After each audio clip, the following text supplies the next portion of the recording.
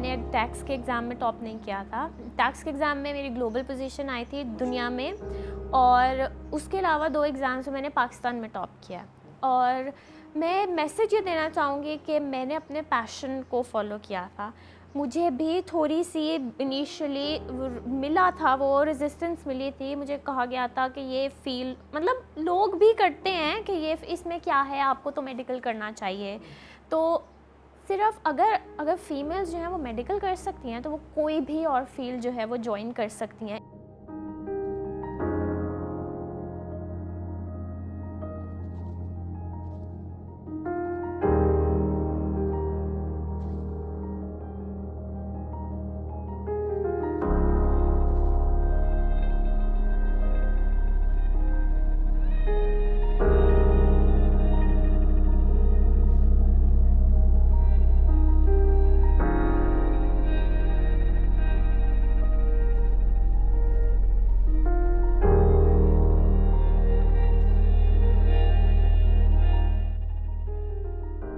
ਸਤਿ ਸ਼੍ਰੀ ਅਕਾਲ, ਨਮਸਕਾਰ, अस्सलाम वालेकुम। मैं ਤੁਹਾਡਾ ਮੇਜ਼ਬਾਨ ਨਾਸਿਰ ਅਲੀ ਤੇ ਤੁਸੀਂ ਵੇਖ ਰਹੇ ਹੋ ਇੰਡੋਜ਼ ਟੀਵੀ ਆਸਟ੍ਰੇਲੀਆ। ਪ੍ਰੋਗਰਾਮ ਲੈਂਦੇ ਪੰਜਾਬ ਦੇ ਰੰਗ ਵਿੱਚ ਜੀ ਆਇਆਂ। ਨਾਜ਼ਰੀਨ, ਲਫ਼ਜ਼ ਕਾਮਯਾਬੀ ਕਹਿਣਾ, ਸੁਣਨਾ ਤੇ ਲਿਖਣਾ ਬੜਾ ਆਸਾਨ ਹੈ, ਪਰ ਇਹਦਾ ਭਾਰ ਚੁੱਕਣਾ ਸਭ ਤੋਂ ਔਖਾ ਕੰਮ ਹੁੰਦਾ ਹੈ। ਇਹਨੂੰ ਸਾਬਤ ਕੀਤਾ ਪੰਜਾਬ ਦੀ ਇੱਕ ਬੇਟੀ ਨੇ, ਪਾਕਿਸਤਾਨ ਦੀ ਇੱਕ ਬੇਟੀ ਨੇ, ਕਿ ਉਹਨਾਂ ਨੇ ACC ਵਿੱਚੋਂ 176 ਮੁਮਾਲਿਕ ਤੇ ਹੁੰਦਿਆਂ ਹੋਇਆ ਪਾਕਿਸਤਾਨ ਨੂੰ ਰਿਪਰੈਜ਼ੈਂਟ ਕਰਦਿਆਂ ਹੋਇਆ ਟੌਪ ਕੀਤਾ। ਅੱਜ ਸਾਡੇ ਨਾਲ ਮੌਜੂਦ ਨੇ ਫਾਕਿਆ ਮਕਸੂਦ। ਅਸੀਂ ਇਹਨਾਂ ਨਾਲ ਗੱਲਬਾਤ ਕਰਾਂਗੇ ਤੇ ਇਹ ਜਾਣਨ ਦੀ ਕੋਸ਼ਿਸ਼ ਕਰਾਂਗੇ ਕਿ ਉਹਨਾਂ ਨੇ ਇਹ ਅਚੀਵਮੈਂਟ, ਇਹ ਕਾਮਯਾਬੀ ਕਿਵੇਂ ਹਾਸਲ ਕੀਤੀ। ਤੇ ਅੱਜ ਦਾ ਪ੍ਰੋਗਰਾਮ ਜਿਹੜਾ ਹੈਗਾ ਅਸੀਂ ਉਰਦੂ ਜ਼ਬਾਨ 'ਚ ਕਰਾਂਗੇ, ਕਿਉਂਕਿ ਉਹਨਾਂ ਨੂੰ ਪੰਜਾਬੀ ਆਉਂਦੀ ਹੈ ਲੇਕਿਨ ਕਮਿਊਨੀਕੇਟ ਕਰਦੇ ਹੋਏ ਥੋੜ੍ਹੀ ਜਿਹੀ ਮੁਸ਼ਕਿਲਾਤ ਨੇ, ਤੇ ਇਸ ਲਈ ਅਸੀਂ ਜਿਹੜਾ ਮਾਜ਼ਰਤ ਦੇ ਨਾਲ ਅੱਜ ਦਾ प्रोग्राम ਜਿਹੜਾ ਹੈਗਾ ਅਸੀਂ उर्दू ज़बान में करांगे। अस्सलाम वालेकुम जी। वालेकुम अस्सलाम। आपको सबसे पहले बहुत ज़्यादा मुबारक हो कि आपने पाकिस्तान का ना सिर्फ बल्कि पंजाब का भी नाम रोशन किया है, क्योंकि पंजाब को पाकिस्तान ही का हिस्सा है, लेकिन पंजाब से चूँकि हमारा कंटेंट जो है वो पंजाब के साथ रिलेट है, तो इसलिए आपने पाकिस्तान को रिप्रेजेंट करते हुए, पंजाब को रिप्रेजेंट करते हुए एक बहुत बड़ी अचीवमेंट हासिल की है। सबसे बुनियादी और सबसे पहला सवाल मैं ये करूँगा आपसे कि आज का जो दौर है वो किताबों का दौर नहीं है। सोशल मीडिया और इंटरनेट इस दौर में, इस गहमा गहमी जिद्दत के दौर में ज़्यादातर जो स्टूडेंट्स होते हैं उनकी कोशिश होती है कि सिर्फ पास हो जाए। आपने जो है वो टॉप पोजीशन हासिल की, ये कैसे? आपने कौन से ऐसे मुहर्रकात यूज़ किए, कौन सी ऐसी टेक्निक्स यूज़ की कि आपने जो है वो इस पोजीशन को और इस कारनामे को सरअंजाम दिया?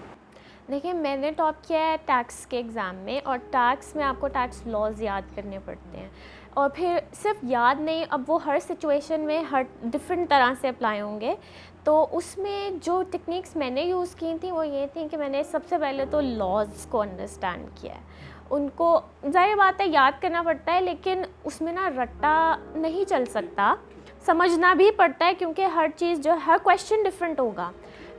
पॉइंट मेरा उस टाइम पे जब मैं पढ़ रही थी ना, तो मेरा एम ये था कि मैं उसको इस तरह से करूँ कि मुझे चीज़ समझ आए। मेरा एम मार्क्स लेने का नहीं था, मगर ये था कि जो कंटेंट है ना वो समझ आना चाहिए, क्योंकि अगर आपको एक चीज़ समझ आ रही है ना तो आप उसको, आप कभी भी, आपको कोई भी चीज़ जो है ज़रूरी नहीं है कि जैसे बुक में लिखी थी वैसे ही लिखें, आप उसको अपने वर्ड्स में भी एक्सप्लेन कर सकते हैं, और जब आप उसको समझ जाएंगे आपके लिए एक्सप्लेन करना ईजी हो जाएगा, और फिर मार्क्स आपके ख़ुद ब खुद आ जाएंगे अगर आपको वो चीज़ आती है। तो उसमें यह है कि रिसोर्सेज आपको बहुत ज़्यादा यूज़ करने पड़ते हैं, क्योंकि जितना एक बुक में आप कितनी नॉलेज डाल सकते हैं, बस उतनी लिमिटेड सी, तो आपको बहुत ज़्यादा रिसोर्सेज यूज़ करने पड़ते हैं, प्रैक्टिस किट्स यूज़ करनी पड़ती हैं। ऑनलाइन हमारे पास बहुत ज़्यादा आर्टिकल्स हैं, क्योंकि अब तो अकाउंटिंग और ये फील्ड इतनी आगे चली गई है कि आपको प्रॉपर बिजनेस पेपर्स के ऊपर आर्टिकल्स मिल जाते हैं, जो कि ACC बहुत ज़्यादा जो है रिकमेंड भी करता है कि आप करंट सिचुएशन से अवेयर रहें।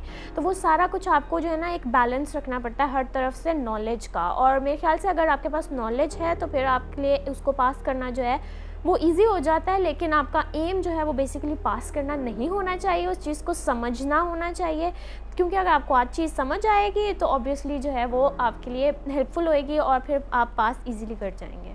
एक्सीलेंट। मैम, जब बंदा किसी मंजिल पर पहुंच जाता है तो उसके सर पर सजे ताज को हर कोई देखता है, उसके पाँव में पड़ने वाले छाले को कोई नहीं देखता। कितनी मेहनत थी इसके पीछे, कितनी रियाजत थी, कितनी प्रैक्टिस थी, ये थोड़ा सा बताइएगा ताकि ये बाकी लोगों के लिए, बाकी तुलबा तालिबात के लिए एक मशले राह बन जाए। थोड़ा सा एक्सप्लेन कीजिए कितनी मेहनत करती थी आप? देखिए, मैं उस टाइम पे 2 प्रोफेशनल पेपर्स के लिए तैयारी कर रही थी, लेकिन मैं जॉब नहीं कर रही थी। तो मुझे पता है कि जो लोग जॉब कर रहे होंगे साथ साथ, उनके लिए इतना टाइम देना मुश्किल होगा जितना मैंने दिया था। लेकिन मेरा ये था कि क्योंकि प्रोफेशनल पेपर थे, वो एक हायर लेवल हो जाता है, तो मैं दिन में 3 से 4 घंटे देती थी एक पेपर को। उसमें आपको सारा कुछ करना है, और एक बहुत सिंपल सी चीज़ थी ना, वो ये थी रिविज़न। आपको लगता है ना कि कोई चीज़ आपको भूल रही है, उसको फिर से देख लें, उसको रिवाइज़ कर लें। एक जगह से आपको मुश्किल लग रही है पढ़ने में, कोई दूसरी बुक ले लें। तो इस तरह से उसको मैंने मैनेज किया था, और उसमें 3 से 4 घंटे दिन के मैं देती थी। पहले बुक से करती थी, फिर अगर मुझे ऑनलाइन कोई लेक्चर्स लेने हैं तो मैं वो देख लेती थी। कोई चीज़ नहीं समझ आ रही तो अब तो यूट्यूब पे इतने ज़्यादा लेक्चर्स होते हैं, आप वहाँ से समझ लें, अपनी बुक से पढ़ लें। बुक अब एसी से 2 तरह की बुक्स ऑफ़र करते हैं, उनमें से एक जो है ज़रा बिज़नेस लैंग्वेज यूज़ करती है, और एक ज़रा सिंपल लैंग्वेज यूज़ करती है जो स्टूडेंट्स के लिए बहुत ईजी। तो टैक्स में तो मैं यही सजेस्ट करूँगी कि आप वो वाली बुक कैप्लन की यूज़ करें, क्योंकि वो बहुत ईजी एक वर्ड्स में एक्सप्लेन करती है। तो उसमें फिर बुक के बाद फिर मैं प्रैक्टिस क्वेश्चंस के ऊपर जाती थी। कुछ क्वेश्चंस जो हैं वो मैंने बार बार प्रैक्टिस किए थे, क्योंकि मुझे मुश्किल लग रहे थे। जोन सी टॉपिक आपको मुश्किल लगता है, उसमें मैं कहती हूँ कि आप उसको बार बार प्रैक्टिस करें। और जो एक बहुत ज़रूरी चीज़ है ना, पेपर बहुत लेंथी होते हैं, और उसको 3 घंटे में करना जो है वो बहुत मुश्किल होता है। ज़्यादातर मुझे लगता है कि अब लोगों को यही मुश्किल आती है कि वो 3 घंटे में होता नहीं है। आपने इतना 2-3 पेजेस की आपने पूरी केस स्टडी समझनी है, पढ़नी है, फिर आपने उसके ऊपर मतलब पूरी वर्किंग्स करनी है, आंसर्स एक्सप्लेन करने हैं। उसके लिए मैं ये सजेस्ट करूँगी कि आप उसकी प्रैक्टिस करें। तो पेपर में बैठने से पहले एटलीस्ट 2-3 बार एक अपने लिए ऐसा माहौल, एग्ज़ाम कंडीशंस बनाएं, अपने पास से बुक्स हटा दें, अपना वहाँ पे बैठ के आप उसको कंप्यूटर पे दे रहे हैं, कंप्यूटर बेस्ड, तो उस पर प्रैक्टिस करें, अपना टाइमर लगाएं, पूरे 3 घंटे के अंदर पेपर पूरे करने की कोशिश करें। तो मेरे ख्याल से बहुत सारी चीज़ वहाँ से कवर हो जाती है। अगर आपने एक पेपर पूरा किया है, आप सोचें अगर सही नहीं भी है लेकिन पूरा है, तो उसमें आप कहाँ से मार्क्स ले सकते हैं, बजाय इसके कि आपने आधा पेपर किया है। तो ये मेरी एक टेक्निक थी जो मैंने यूज़ की थी। इन्फॉर्मेशन थोड़ी सी हमें बता सकती हैं आपके कितने लोग थे इसमें, इस मुकाबले के इम्तिहान में या इस कंपटीशन में कितने लोग थे, और आपने जो परसेंटेज है वो थोड़ा सा एक्सप्लेन कर दे, ताकि वो जो आप बताएंगी वो जो है वो हरफ आखिर होगा, बजाय इसके कि हम इंटरनेट से ACCA के बारे में सर्च करें, क्योंकि आपने इस पर टॉप किया, तो आप इसके बारे में थोड़ा सा इन्फॉर्म करें।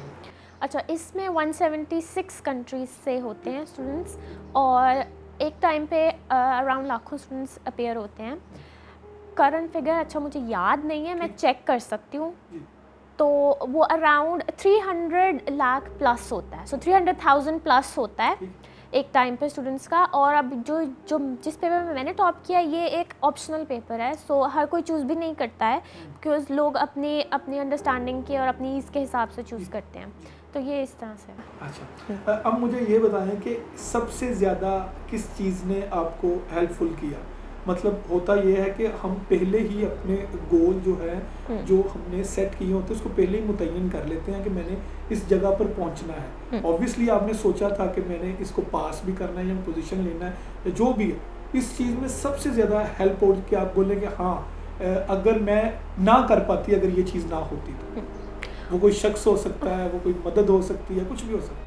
उसमें मुझे लगता है कि जो मैंने BSc की थी लंदन से, कैश बिज़नेस स्कूल से मैंने लास्ट ईयर ग्रेजुएट किया था, तो वहाँ पे हमें यूनिवर्सिटी में UK टैक्स पढ़ाया गया था, क्योंकि पाकिस्तान में सिर्फ UK टैक्स का पेपर ऑफ़र होता है। तो मेरे लिए वो बहुत ज़्यादा हेल्पफुल था। जो हमारी लेक्चरर थी उस टाइम पे, वो चार्टर्ड अकाउंटेंट थी, वो काफ़ी सालों से टैक्स पढ़ा रही थी, और मैं कहती हूँ कि जो फाउंडेशन उन्होंने टैक्स की मेरे लिए सेट की थी ना, वो शायद कोई और नहीं कर सकता था। तो वो जो बेसिक नॉलेज थी मेरे पास, उसने मुझे बहुत ज़्यादा हेल्प किया। तो मेरे लिए काफ़ी सारी चीज़ें जो थी, वो आप कह लें कि मैं रिवाइज़ ही कर रही थी, मैंने पहले की हुई थी। तो वो एक चीज़ जो थी ना, वो मुझे लगता है कि उसने मुझे एक एज दिया था। क्या आपने फ्यूचर में क्या प्लान किया है? मुस्तकबिल में आपने क्या सोच रखा है कि मैंने नेक्स्ट ये करना है? अभी तो ACCA की रिक्वायरमेंट है 3 इयर्स का वर्क एक्सपीरियंस, प्रैक्टिकल एक्सपीरियंस। तो अभी मैं उसकी सर्च में हूँ कि मैं किसी अच्छी फ़र्म के साथ एम्प्लॉयमेंट मेरी होए तो मैं वहाँ से एक्सपीरियंस गेन करूँ। उसके बाद मेरा इरादा ये है कि पाकिस्तान में एक सर्विसेज फ़र्म सेट करनी है, फाइनेंशियल सर्विसेज फ़र्म, जिस पे फ़ोकस उस फ़र्म का ये होगा कि मैं उसमें मोस्टली जो है फ़ीमेल उसको लीड इस तरह से करूँ कि फ़ीमेल्स के लिए एक बहुत अच्छा एनवायरनमेंट, उसमें फ़र्म का जो कल्चर होता है वो बहुत इंपॉर्टेंट होता है। और यहाँ पे आपको मतलब फ़ीमेल्स रिलक्टेंट होती हैं ऑफिस जॉब से, तो मैं ऐसा एनवायरनमेंट क्रिएट करना चाहती हूँ जहाँ पे वो अपना प्रोफेशन, अपना पैशन भी परस्यू कर सकें और एक बहुत उनके लिए काम और पीसफुल और सेफ़ एनवायरनमेंट हो।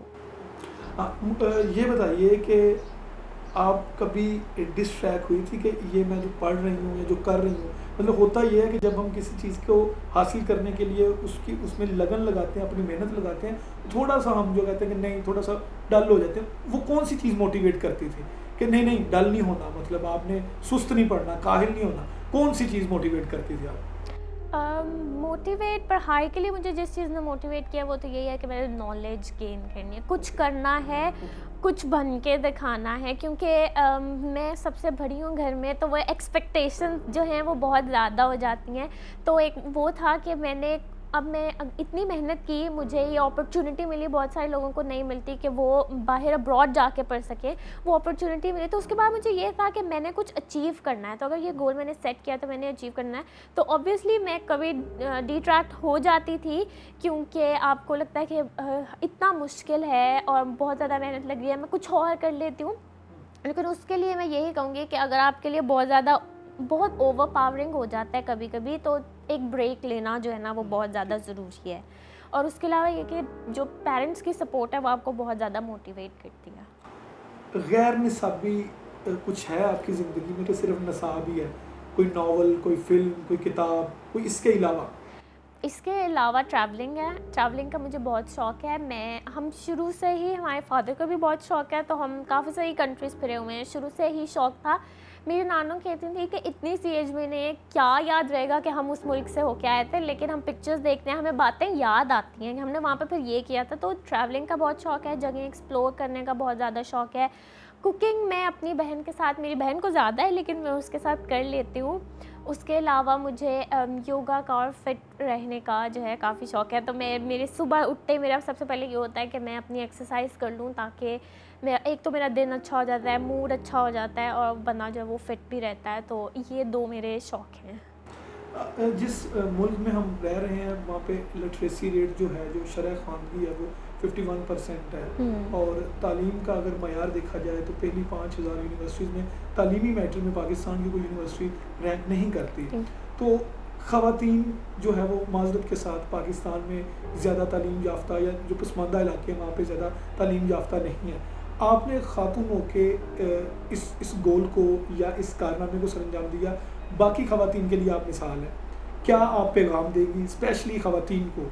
बाकी तो ओवरऑल आप यूथ को एक पैगाम रिकॉर्ड करवाएं, ओवरऑल आप ख़वातीन को क्या पैगाम देंगी जो बहुत ज़्यादा जल्द हिम्मत हार जाती हैं, जो बहुत ज़्यादा कहती हैं कि नहीं हमसे नहीं हो सकता, हमने घर के भी काम करने हैं, हमारी एक खानादारी भी है, और भी बड़े मामलात हैं, उनको आप स्पेशली क्या पैगाम देंगी? मैं फ़ीमेल्स को यही पैगाम देना चाहूँगी कि अपने पैशन को परस्यू करने से डरें नहीं। अच्छा मैम, मुझे ये बताइए कि पाकिस्तान में जो लिटरेसी रेट है, जो पाकिस्तान में शरह ख़वानगी है, वो बहुत कम है। ख़वातीन स्पेशली पसमानदा इलाके में ख़वातीन की जो तालीम है वो ना होने के बराबर है। और आपने खातून होकर एक सेट कर दिया है, एक गोल सेट कर दिया, एक आइकन बन गई आप सबके लिए। तो क्या पैगाम रिकॉर्ड करवाएंगी आप? क्या कहेंगी उन ख़वातीन को जो हिम्मत हार जाती हैं, जो कहती हैं कि हमसे नहीं होगा, हमारे घर के मामलात हैं, मैं खातून हूँ, मुझे कहीं जॉब नहीं मिलेगी, ऐसे है वैसे है। स्पेशली ख़वातीन को आप क्या मैसेज रिकॉर्ड करवाएंगी, और ओवरऑल यूथ के लिए आपका क्या पैगाम? देखिए, मैं आपको बता दूं पहले कि मैंने टैक्स के एग्ज़ाम में टॉप नहीं किया था। टैक्स के एग्ज़ाम में मेरी ग्लोबल पोजीशन आई थी दुनिया में, और उसके अलावा 2 एग्ज़ाम्स में मैंने पाकिस्तान में टॉप किया। और मैं मैसेज ये देना चाहूँगी कि मैंने अपने पैशन को फॉलो किया था। मुझे भी थोड़ी सी इनिशियली मिला था, वो रेजिस्टेंस मिली थी। मुझे कहा गया था कि ये फील मतलब लोग भी करते हैं कि ये इसमें क्या है, आपको तो मेडिकल करना चाहिए। तो सिर्फ अगर फीमेल्स जो हैं वो मेडिकल कर सकती हैं तो वो कोई भी और फील्ड जो है वो ज्वाइन कर सकती हैं। इंटेलेक्चुअली उन्हें कोई चीज़ नहीं रोक रही है। तो अपने पैशन को परस्यू करने से डरना नहीं चाहिए। और फिर परसेवेरेंस कहते हैं कि आप एक चीज़ के पीछे डट जाओ, जितने भी सेटबैक्स हैं उनको बेयर करो तो बाद में आपको फल ज़रूर मिलेगा। तो मेहनत करते रहें। और मैं ये कहना चाहूँगी कि फ़ीमेल्स के पेरेंट्स से कि आप उन्हें एजुकेशन देने से डरें नहीं, क्योंकि अगर आप उन्हें एजुकेशन देंगे, ना सिर्फ वो अपने इर्द गिर्द के मतलब एनवायरनमेंट को अच्छा करेंगी, वो मुल्क के लिए काम करेंगी, वो अपने आप के लिए भी काम कर, अपने कल को खुदा ना खास तो ज़रूरत पड़े वो अपने आप को सपोर्ट कर सकेंगी। तो उनके फ्यूचर के लिए, सोसाइटी के लिए और हमारे मुल्क के आगे बढ़ने के लिए ये बहुत ज़्यादा ज़रूरी है कि उन्हें एजुकेशन जो है वो फ़राहम की जाए। बहुत शुक्रिया, आपने अपना कीमती वक्त दिया और हम इस चैनल के तवस्सुत से दुआ गो हैं कि आपकी जितनी भी मनाजिल हैं आगे वो आसान हो और आपने जो जो सोच रखा है जो है वो बड़ा खैरियत के साथ वो कंप्लीट भी हो। नाज़रीन, यही वो लोग ने जिन्होंने जिंदगी ਦੇ ਵਿੱਚ ਕੁਝ ਕਰਨ ਦਾ ਠਾਣਿਆ ਹੁੰਦਾ ਹੈ ਤੇ ਇੱਕ ਬੜਾ ਮਸ਼ਹੂਰ ਮਕੂਲਾ ਵੀ यही है कि ਜਦੋਂ ਇਨਸਾਨ ਕੁਝ ਕਰਨ ਦੀ ਜਸਤਜੂ ਕਰਦਾ ਹੈ ਜਾਂ ਕੁਝ ਕਰਨ ਦਾ ਇਰਾਦਾ ਕਰਦਾ ਹੈ ਤਾਂ ਕਾਇਨਾਤ ਦੀਆਂ हर गैर मरई कुवतां यानी कि हर वो चीज़ां ਜਿਹੜੀਆਂ नज़र नहीं भी आंदियां वो इंसान की मदद करने ਲਈ तुर पैंदियां ने। तो साडे ਲਈ ਇਹ बेटी या साडे ਲਈ इस कौम की ये बेटी ਜਿਹੜੀ ਇੱਕ मिसाल है तो ये मिसाल हमेशा ਜਿਹੜੀ है सानू फॉलो करना चाहिए है। ਅਸੀਂ ਇਸੇ तरह के प्रोग्राम ਜਿਹੜੇ ਹੈਗੇ वो ਤੁਹਾਡੀ खिदमत 'ਚ ਲੈ के हाजिर ਹੁੰਦੇ रहांगे। ਤੁਸੀਂ ਮੈਨੂੰ इजाज़त दवो। सत श्री अकाल, अस्सलाम वालेकुम।